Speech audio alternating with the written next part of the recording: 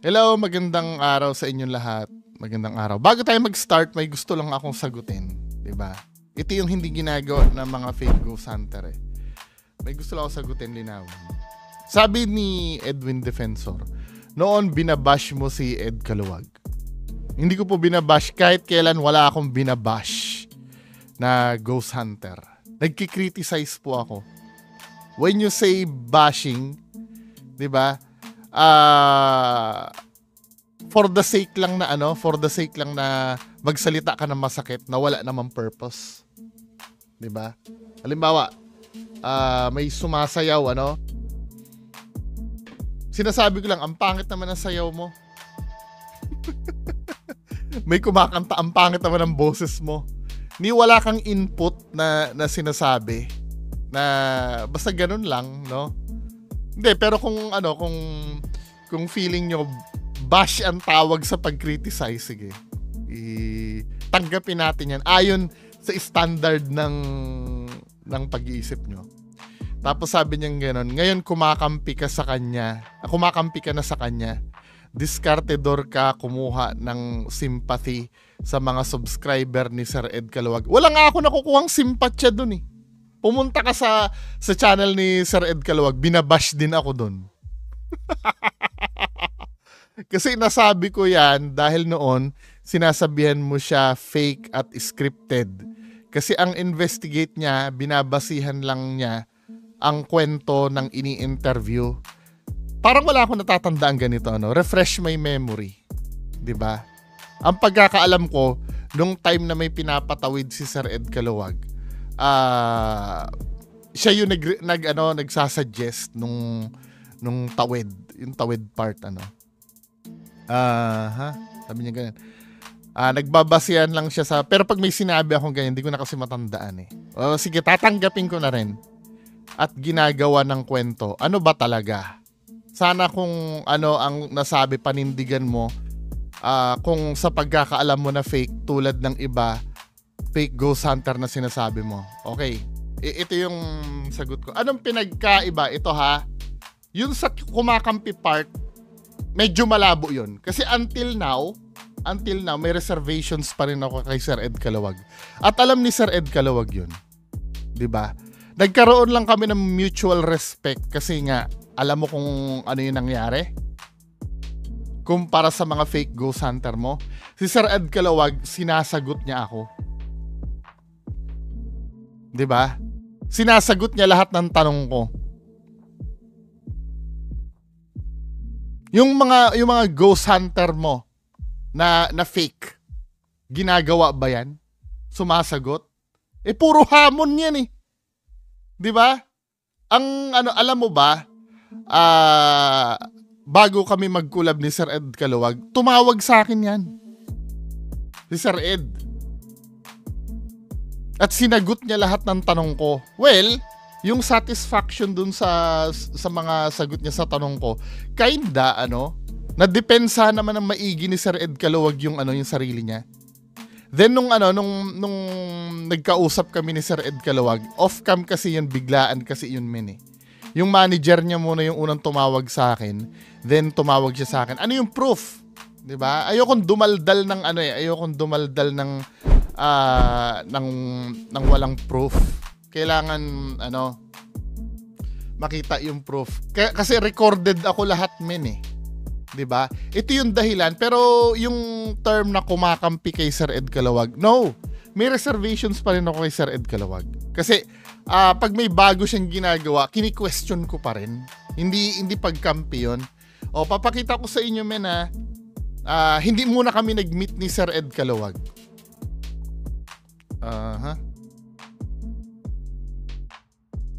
Papakita ko sa iyo yung proof. Minessage ako ng ni Sir Ed, ng manager ni Sir Ed. Mag-Halloween yun. Siguro October 30. Then 31, tinawagan ako ni Sir Ed Caluwag para sagutin yung mga kinriticize ko sa kanya before. 'Di ba? Pero may mga bagay dito na hindi ko na ilalabas, pero papakita ko lang sa inyo yung proof na nag-uusap kaming dalawa. bago pa kami mag-meet. 'Di ba? Ito yung hindi ginagawa ng idol nyo. 'Di ba? At nirecord ko to, men. Nirecord ko to. Para darating yung time, yung mga bobong katulad mo, pag kinwestiyon na ako, bakit si Sir Ed Calawag? Nag-explain si Sir Ed Calawag eh. Tinan mo ha? Ito yung pinag-usapan na. Mauubos ang oras natin. Just imagine, 41 minutes kami nag-usap. Lahat ng mga tanong ko diyan, sinagot niya lahat, men.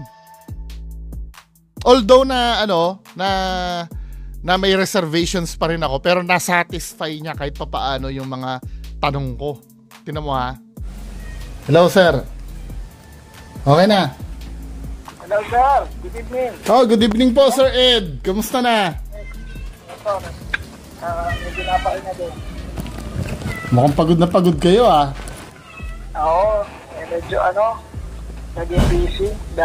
This was 3 months ago. Bago pa kami sinagot lahat ni Sir Ed ng lahat ng katanungan diyan.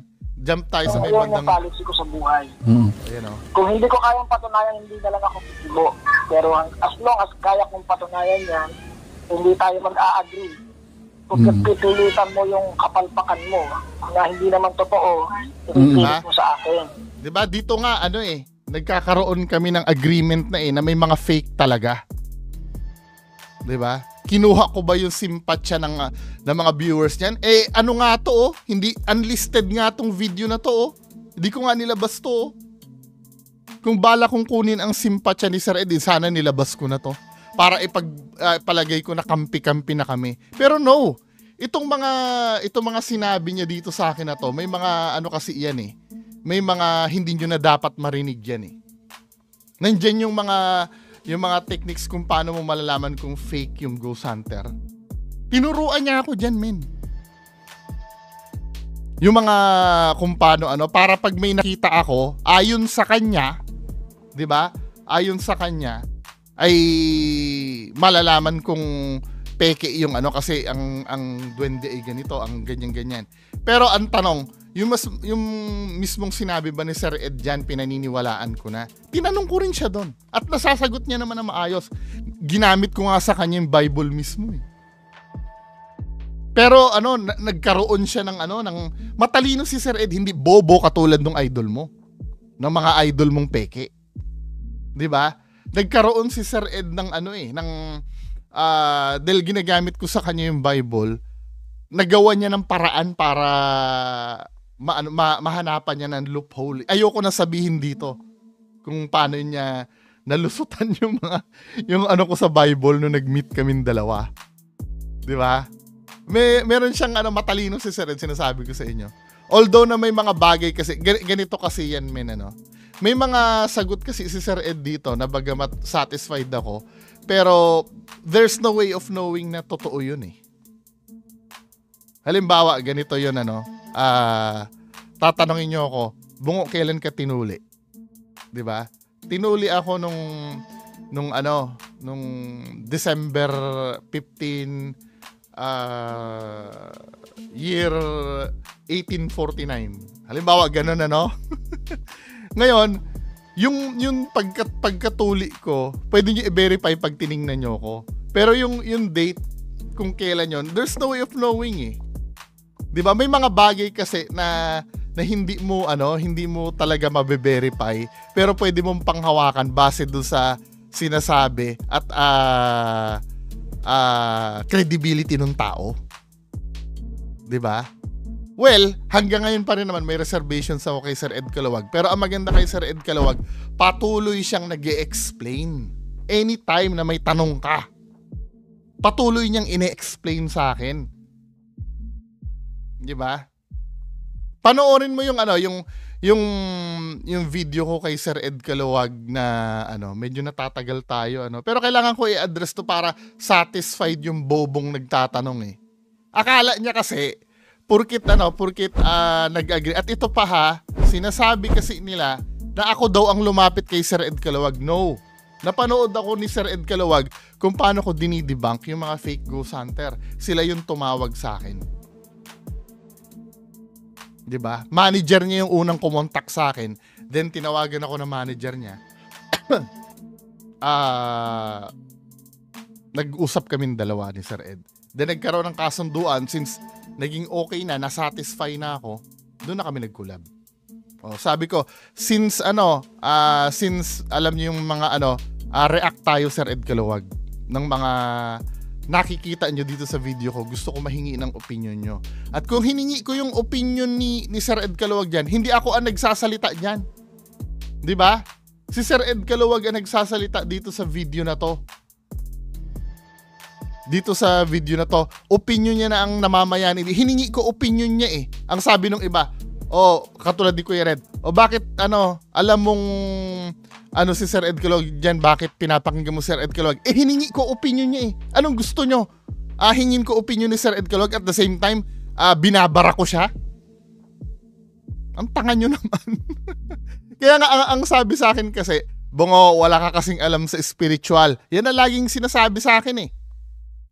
Wala akong alam sa spiritual. Okay, out ako. Si Sir Ed Kalawag ang tanongin natin. Malamang si Sir Ed Kalawag, kilalang paranormal investigator yan. Di yan ang magsalita. Ako, hindi nyo ko paniniwalaan. Paniniwala nyo si Sir Ed Kalawag? Si Sir Ed Kalawag ang tanongin natin.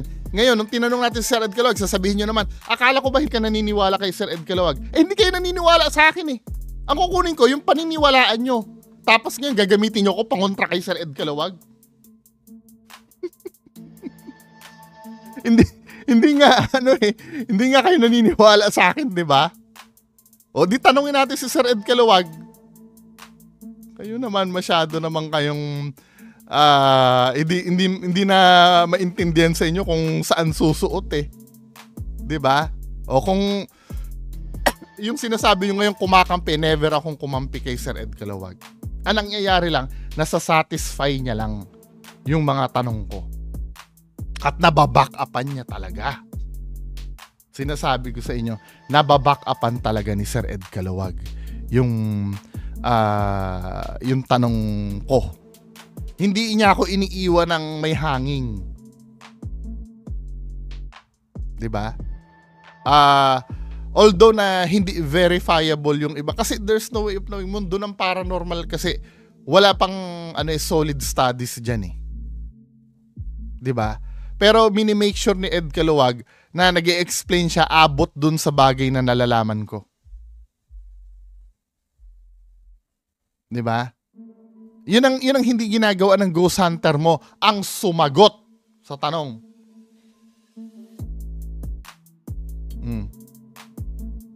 Ngayon, nalaman ko nung nag-usap kaming dalawa ni Sir Ed Kalawag, kontra siya sa mga fake ghost hunter. Kontra din ako. Di magja-jive kaming dalawa. 'Di ba? Anong gusto mo for the sake na panindigan ko na peke sila kahit nagpapaliwanag na yung tao, hindi ko tatanggapin? Binibigyan ko naman ng chance yung mga peke na yan na magpaliwanag ayaw eh.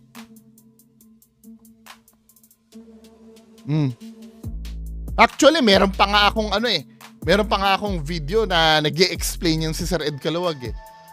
Hanapin nyo na lang yung parang nandito yata. Tingnan natin yung video na kasi baka sabihin nyo bakit di mo pinpublic? May public kami na na nag-uusap kaming dalawa. Itong teaser na to ay hindi pala ito. Sorry. Ito, teaser collab with Sir Ed Kalawag. Yan, dito nag-uusap din kaming dalawa niyan. Sir Ed, nabalitaan niyo yun, yung nagsabi na, 'di ba? Nag-uusap kaming dalawa niyan. 9 minutes yan, men. Continuation yan noong nagharap kaming dalawa. 'Di ba? Ngayon, tatanungin nyo ako, friend ko ba si Sir Ed Kalawag? Friend ko si Sir Ed Kalawag. 'Di ba? Ano masama doon? Sila Sir Donsky, sila Kuya Red, gusto ko din naman maging friend yan. Ang problema, takot silang sumagot sa tanong sa kanila. 'Di ba? Kasi ang iaano mo lang naman, itatanong mo lang naman kila Sir Ed, kila Kuya Red at Donski, yung yung sa video nila eh. yung sa video nila eh. Yun lang naman ang itatanong mo dun eh. 'Di ba? Ano tayo ngayon? Saan na tayo? So 15 minutes siguro kakatin ko na muna to at i-continue ko na lang yung mismong reaction kay Kuya Red. Kasi yun dapat to siningit ko lang kasi to, may nagtanong lang kasi. O sasagarin ko na ng 20 minutes tong video para at least kahit paano 2 upload. Kaya sinasabi ko sa inyo wala namang problem kung kakausapin ako. Kaya nga sinasabi ko sa inyo, pag umamin kayo, titigil na ako. Obvious naman na peke ito eh. 'Di ba? O kung sinasabi nyo, yung ginagawa namin dalawa, kagabi na naman, may nagsasabi, peke yung ginagawa namin ni Sir Ed Calawag. Okay, fine. As long as napapatunayan yung peke, anong gagawin ko? Peke kami dalawa ni Sir Ed Calawag. 'Di ba? Kagabi yun eh. Comment sabi ganun. Peke din naman ang ginagawa nyo ni Sir Ed Calawag. Fine. Fake ang ginagawa namin. Basta patunayan nyo lang naman. Wala namang problema dun eh. Diba? Kung fake talaga yung ginawa namin, aaminin ko talagang fake yun. Diba? Kaya lang, patunayan nyo. Bigyan nyo ako ng hard evidence na fake yung ginawa namin ni Sir Ed Calawag. Kung fake yun, edi go ahead, fake. I-vlog mo. I-share ko pa yung vlog mo. Reactionan mo yung yung video namin dalawa ni Sir Ed Calawag. Mag-react kayo yung mga Ghost Hunter, sige. Ifo-forward ko pa. Silipin nyo pa ng silipin. Walang problema sa akin yun. Ine-encourage ko nga. Actually, nag-self-debunk ako dun eh. 'Di ba? Si Bobong anong name nung kagabi nagko-comment yung may mata. May mata lang, black lang siya. Si Toothless. Kamukha ni Toothless yung nun eh. Ang sabi niya fake. Ako nga nag-self-debunk sa video ko eh. Napanood mo ba yon? Baka hindi napapanood ni Sir yun. Sinelf-debunk ko nga yung in-explain ko nga eh. At nakinig ako doon sa mga sinasabi nyo na baka nga naman pusa lang yung nakita ko. Ano yun? Ano yung theory na yun? Medyo may katotohanan yung theory na yun. Baka nga naman pusa lang yung nakita ko doon. Diba? Ayan may self-debunk ako na video. Dinibunk ko ang sarili ko. Ngayon, kung pwede nyo sakyan yan na, nga, pusa lang yung nakita. Di fake. Ano gagawin ko? Fake. Pero I'm so sure, hindi ko sinasadya na nagkamali ako na nakita ko. Diba? Nandito na naman tayo dun sa nandito na naman tayo dun sa situation na dun sa situation na iba yung pagkakamali sa talagang sinasadya mo na magkamali. 'Di ba? Kasi yung sinabi nyo na pusa lang, yun eh, parang may may point yun eh. Baka nung time na yun, pero ako sa sarili ko nakita ko talaga batang babae talaga. Na sumilip siya din umano siya ng dahan-dahan, gumanon. Ito yung pader Ito yung pader. 'Di ba? Nakasilip siyang ganoon, then dahan-dahan siyang bumaba nung nakita ko siya. Pero kung pusa 'yun, di pusa. Siguro dahil sobrang takot ko lang doon, pwede nag-hallucinate ako. Kumbaga, yung utak ko naka-made up na may makikita akong nakakatakot talaga. Kasi nakakatakot talaga yung lugar. 'Di ba? Dahil nakakatakot yung lugar, pwede kasing ine-expect ko na may makikita ako matakot. At kung ano yung ine-expect ko, yun talaga yung makikita ko. 'Di ba? Pero alam ko yung nakita ko eh. Ngayon, kung pusa yun, di pusa. Wala naman ako magagawa doon. Kung mapuprove nyo na pusa yun. 'Di ba? Kaya nga ako na yung nag-self-debunk eh. Kasi nga, itong channel ko, ini-encourage ko kayo na gumamit nito. Na hindi katulad nung bobong ni Music for Life ba yon yung kagabi na hayaan daw, hayaan. Nagtataka ako, ano? Hayaan daw, hayaan. Ako nagsasabi ng totoo, hindi mo hayaan. Pero yung mga nanluloko, kailangan hayaan natin. Matagal ko nang tanong yan, min eh. Diba? Masyado naman. Then, paupo-upo. Baka akala mo madali itong ginagawa kong dumaldal dito ng 30 minutes? Madali ba itong ginagawa ko? O gawin mo ngayon? Baka akala nyo, uupo lang dito at dadaldal. Kung wala kang utak, wala kang masasabi dito, men. Madali pala. I dare you na gumawa ng reaction video. I dare you, yung mga nagsasabi na paupo-upo lang dito. Diba? Open naman ako mag-live at kausapin nyo ako ng live. Hindi ko maintindihan. Sasabihin, kung matapang ka talaga, ano ba yung sinasabi nung kagabi? Nakalimutan ko na. Basta may ano siya, may kung matapang daw, kung matapang. Di ba gano'n? Kung kayo din naman ang matapang, kausapin nyo ko ng live.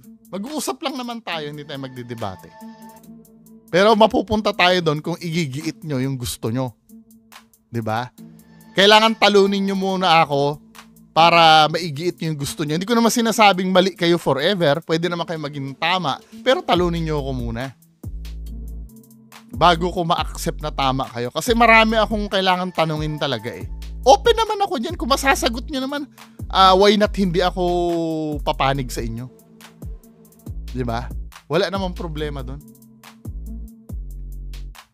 Kaya nga sinasabi ko sa inyo, kapag sinita nyo ako sa isang bagay, ibig sabihin, may bawal akong ginagawa. Or may mali akong ginagawa. Ngayon, paano mo nasabing mali ang ginagawa ko? Kapag ka lumalabag ako sa batas. Itong ginagawa ko may paglabag ako sa batas. Asan ang batayan nyo? Oo, labag yan, bungo sa batas yung ginagawa mo. Naninira ka kasi. Naninira ka. Or bago natin pasukin yung batas, ano yung sinira ko, patunayan nyo muna na nanira ako. At ano yung definition nyo ng paninira? Ano ba yung definition ng paninira? Kasi madalas yan eh, naninira lang, nakaupo lang tapos naninira. Diba? Ano ba yung definition ng paninira na yan, men? Hindi na natapos-tapos yan eh. Matagal ko nang tanong yan para maintindihan ko. Ito binibigyan ko ngayon ng favor eh. Diba? Para maintindihan ko naman, maintindihan ko yung standard nyo ng paninira para magets ko kayo. Kasi, ayun, sasabihin nyo, naninira ako. Ano ba ibig mo sabihin pag naninira? Yan ba ay pag nagsasabi ng totoo? Or, diba, men? Ito may mga katulad ni Balentong TV, sinabi niya sa akin, hindi naman daw porket, sabi daw kasi ng abogado, hindi naman daw porket nagsasabi ka ng totoo ay hindi ka na naninira. Tama yon. Kasi ang paninira, nakabase yan sa sa intention mo eh. Kung may mali siya ba yung sinasabi mo? Di ba? Example, ganito sasabihin ko dito, example lang to wag tanga, hindi to totoo. O halimbawa, ganito na lang, para safe tayo, fictional na lang. Halimbawa, si Juan. Kaibigan ko si Juan eh. Or kakilala ko lang si Juan. Isang vlogger si Juan. Sasabihin ko dito, nakasama ko na si Juan. Diba? Oy, alam nyo ba yan si Juan? Mabaho ang hininga niyan. Bad breath yan si Juan. Diba? Ngayon, sasabihin ko sa inyo, totoo ang sinasabi ko. Tinry nyo si Juan? Totoo na nga naman na bad breath si Juan. Naamoy nyo rin. Mabaho ang hininga ni Juan. Ngayon, paninira ba yon o hindi? Sagot. Sa mga bobo tanga-tanga. Tandaan nyo yung malis ang pinag-uusapan dito, intention. Paninira ba yan? Kapag sinabi ko na mabaho ang hininga ni Juan. Paninira yun o hindi? Totoo yun na-verify nyo, mabaho talaga hininga ni Juan. Paninira yun o hindi? Paninira yun. Kahit na totoo, paninira pa rin yun. ano yung nagsasabi na paninira yon? Kasi wala namang purpose yung pagsabi mo nun eh. Ang intention mo lang talaga, ipahiya si Juan nun. Kahit ba naman na totoo na mabaho ang hininga niya, hindi mo na dapat sinasabi yung mga ganong bagay sa publiko. Kasi ang intention mo doon, ipahiya si Juan. 'Di ba? Oh, isa pang example, nakita ko si Juan, pinukpok ng kaldero ng asawa niya. Totoo yun. Totoo naman talaga na nakita mo yun. Na pinukpok siya ng kaldero ng asawa niya sa ulo. Totoo yun. May mga witness din. Paninira yun. Paninira pa rin yun. Alam niyo kung bakit? Private matter yun eh. Hindi naman pampublikong matter yun eh. Bakit kailangan ipahiya mo si Juan? 'Di ba? May intention ka kasing ipahiya si Juan. O ganito, bibigyan ko kayo ng example Si Juan nagbablog. Sabi ni Juan, meron akong langis dito gamot sa diabetes. Nakita mo sa binibenta niya yung langis niya, gamot daw sa diabetes, sabi ni Juan. Ngayon lumabas ako, sinungaling yan si Juan. Wala pang naiimbentong gamot sa diabetes ngayon. 'Di ba? Sa pag-aaral ng mga medical professional, wala pang langis na nakakagamot sa diabetes. Sinungaling si Juan. Paninira 'yon o hindi?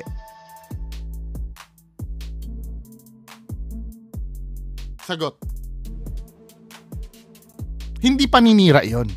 Kasi nagkakalat siya ng misinformation kino-correct mo lang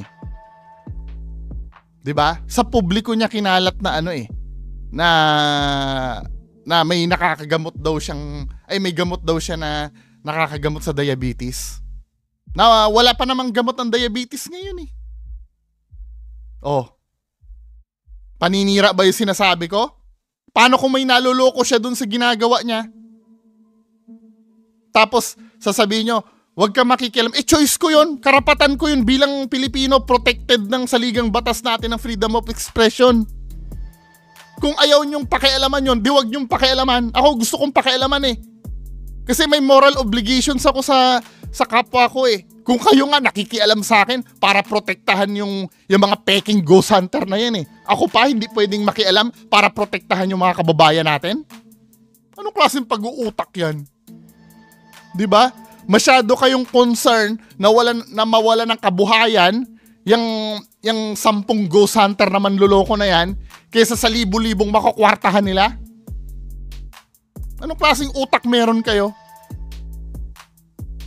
Diba? Nagpalabas siya ng video niya. Sinasabi niya, totoo yung white lady. Hindi yung white lady mismo totoo yung white lady na nakuhanan niya. Tapos nakita ko, may mga behind the scenes na na mga pictures tsaka videos na meron naka-costume ng white lady. Tapos i-inform ko hindi, fake yan, yung pinapakita nila, yung sinasabi nilang totoo. Paano naging paninira yon? Kino-correct ko yung sinasabi nila sa publiko. Intention ko bang pahiyain sila doon? Hindi, ang intention ko i-correct yun. Ngayon kung mapapahiya sila doon sa ginawa ko, sila yung may problema nun. Gagawa-gawa kayong katarantaduhan 'Di ba? Kaya nga dito sa pagre-react ko dito, video lang naman nila yung pinupuna ko Pati yung mga panloloko na resulta ng pagbablog nila. Pinakialaman ko ba yung itsura nila? Hindi ko naman pinapakialaman yung itsura nila Yung pananamit nila, pinakialaman ko ba? The way ba silang magsalita, pinakialaman ko ba? Sinabi ko ba na, maybe ginagaya-gaya ko ano yung punto. Pero sinabi ko ba, wag niyong gawin yan. Dapat, wala dapat kayong puntong Bisaya. Gumanon ba ako?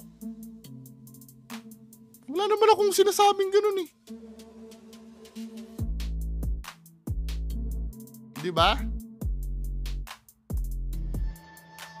Kahit nga spelling dun sa mga niyan hindi ko naman kino-correct sila dun Kasi wala naman bearing yun Kahit ba korekin mo yung spelling yan, sa akin kasi, as long as naiintindihan ko yung mensahe nung nakalagay doon, kahit mali-mali ang spelling nun, di ba? Wala na akong pakialam doon. Ang sa akin lang kung totoo o hindi yung ginagawa. Ngayon, bakit mo pakikialam? Nasa public eh. Kung kayo nga nakikialam din sa akin, nasa public ang video ko eh.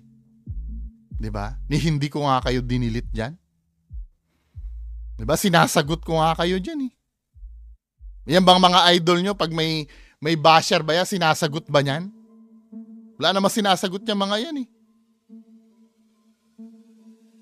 Di ba?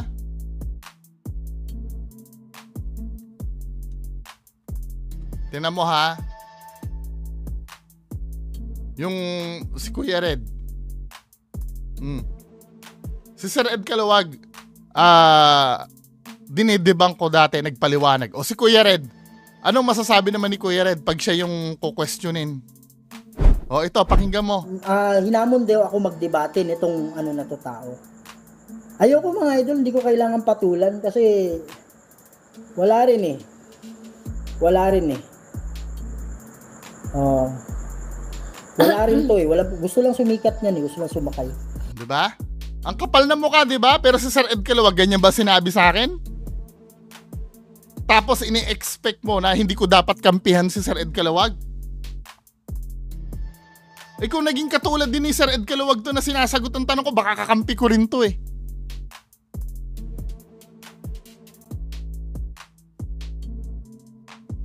Ano? Baka pag nasatisfy nila yung mga tanong ko, di kakampi ko na rin yung mga yan. Naiintindihan nyo ba yung sinasabi nyo? Kayo ha. Umabot ako ng 30 minutes, yun lang. So yun lang po muna. Maraming salamat. Bye-bye.